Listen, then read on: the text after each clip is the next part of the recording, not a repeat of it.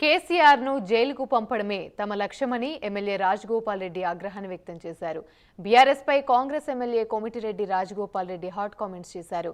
BRS సమాధి అయిందన్నారు. ఆ పార్టీలో ఎవరూ మిగిలరని, హరీష్ రావు సైతం బీజేపీలోకి వెళ్తారని జోస్యం చెప్పారు. కేసీఆర్ ను జైలుకు పంపడమే నా మరో లక్ష్యమన్నారు.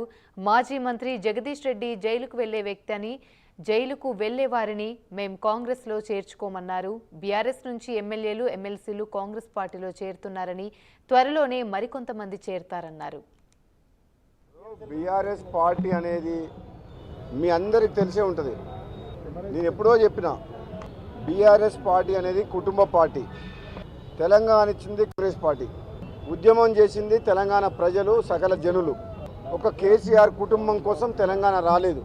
కేసీఆర్ కుటుంబ పార్టీలాగా 10 ఏళ్ళు అధికారాన్ని అడ్డం పెట్టుకొని ఏ విధంగా అధికార దుర్వినియోగం చేసి రాష్ట్రాన్ని దోసుకొని అప్పుల పాలు చేసి ప్రజాస్వామ్యాన్ని కూని చేసిందో మీ అందరికీ తెలుసు. ఈరోజు కాంగ్రెస్ పార్టీ అధికారంలోకి వచ్చిన తర్వాత మొత్తం టీఆర్ఎస్ పార్టీ కార్యకర్తలు కూడా, నాయకులు కూడా, అందరూ కూడా కాంగ్రెస్ వైపు చూస్తున్నారు. ఎందుకంటే ఒక కాంగ్రెస్ పార్టీ ద్వారానే బడుగు బలహీన వర్గాలకు అందరికీ న్యాయం జరుగుతుంది.